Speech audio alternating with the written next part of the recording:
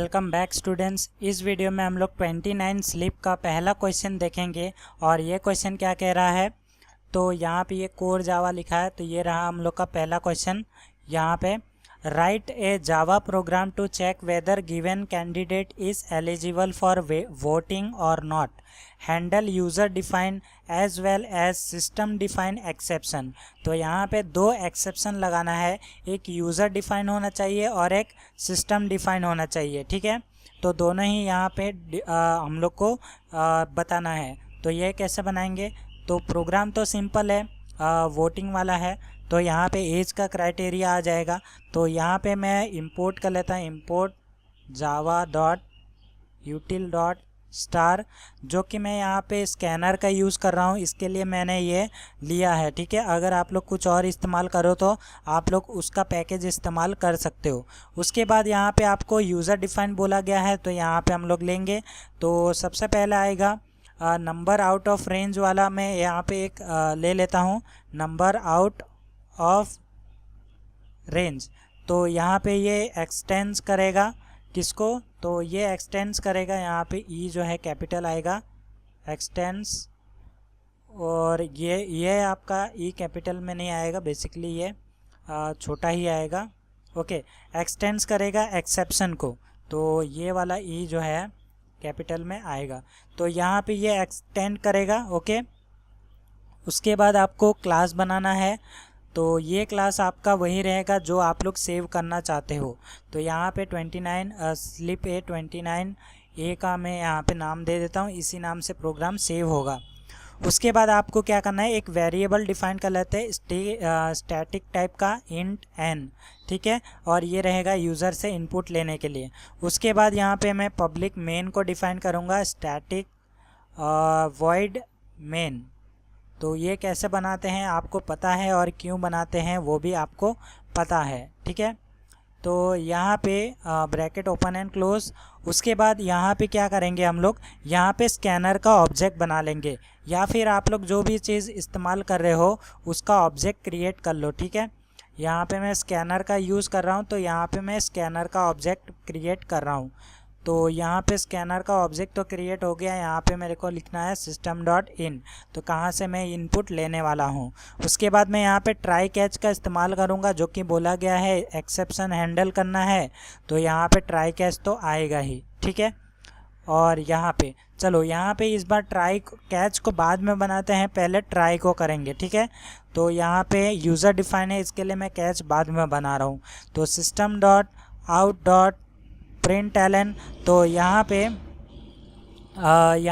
आपको क्या करना है, यूज़र को एक मैसेज देना है। तो यूज़र को क्या मैसेज देंगे कि आप एंटर करो अपना एज। ठीक है, तो यहाँ पे ये मैं सामने ही लेना चाहूँगा, इसके लिए मैं यहाँ पे प्रिंट लाइन की जगह प्रिंट कर देता हूँ। ठीक है, तो यहाँ पे ये चीज़ कर रहा हूँ, आप लोग अपने हिसाब से कर सकते हो। फिर एन के अंदर मैं उस चीज़ को स्टोर कर लूँगा, वो कैसे आएगा, एच डॉट नेक्स्ट इंट। ठीक है, तो इस मेथड के हेल्प से हम लोग को मिल जाएगा एन के अंदर। उसके बाद हम लोग क्या करेंगे, इफ़ कंडीशन चलाएंगे।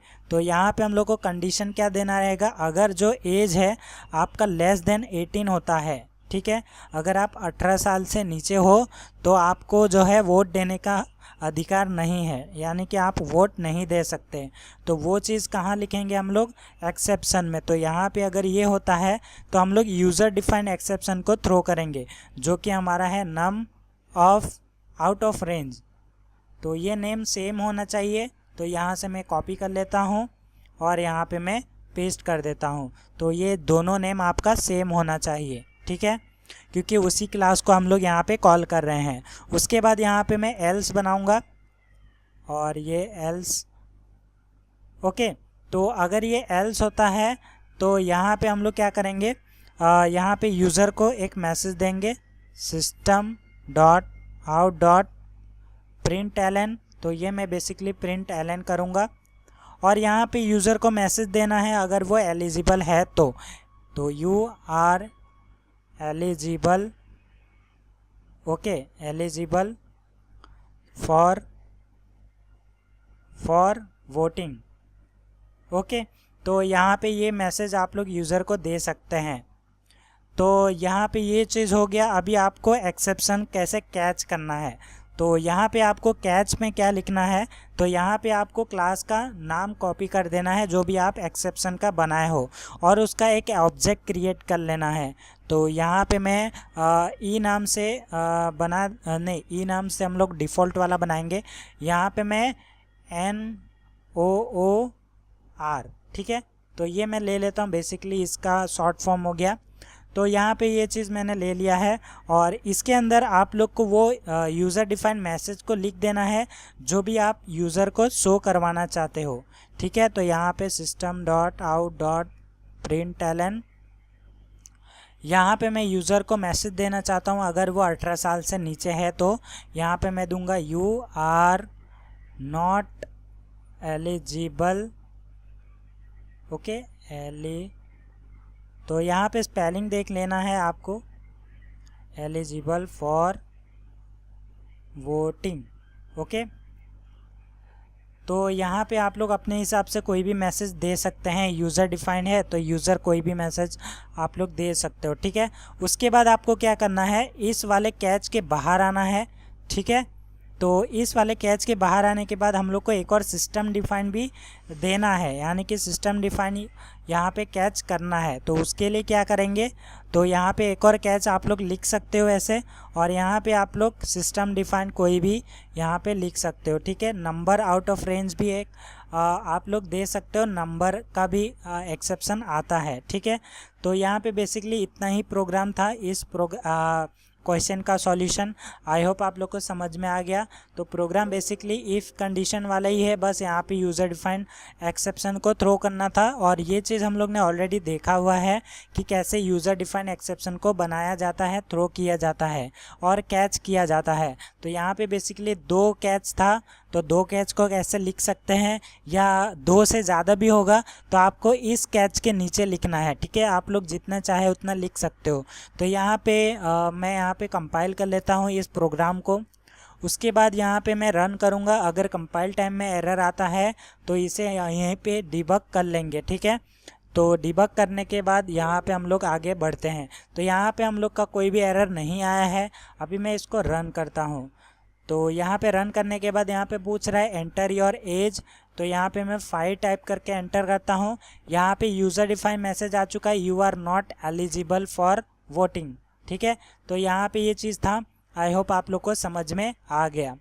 तो अगर आप लोग चाहते हैं कि सिस्टम डिफाइन भी आपका आ जाए, यानी कि ये जो सिस्टम डिफाइन है वो आ जाए, तो अभी आपको क्या करना है, तो यहाँ पे हम लोग इंटीजर वैल्यू ले रहे हैं। आप लोगों को क्या करना है, इंटीजर वैल्यू का जो रेंज होता है उस रेंज के बाहर का कोई वैल्यू टाइप कर देना। तो यहाँ पे आपको जो है वो चीज़ देखने को मिल जाएगा, ठीक है। यानी कि आपको ये वाला एक्सेप्शन भी देखने को मिल जाएगा। तो बेसिक सा मोटा मोटा बात यही है कि आप लोग को दोनों चीज़ देखने को एक साथ तो नहीं मिलेगा, ठीक है, क्योंकि इसका रेंज होता है कुछ। तो यहाँ पे हम लोग ने यहाँ पे तो कंडीशन डिफाइन कर दिया है कि इस रेंज में आया तो ही ये वाला एक्सेप्शन दौड़ेगा, ठीक है, यानी कि ये एक्सेप्शन देखने को मिलेगा। लेकिन अगर आपको ये सिस्टम डिफाइंड वाला देखना है तो सिस्टम में कुछ चीज़ें डिफाइन की गई है, जैसे कि इंटीजर के लिए कोई एक रेंज दिया गया है, तो यहाँ पे वो रेंज दोगे तो ही आप लोग जो है सिस्टम डिफाइन के एक्सेप्शन को लिख सकते हो, ठीक है।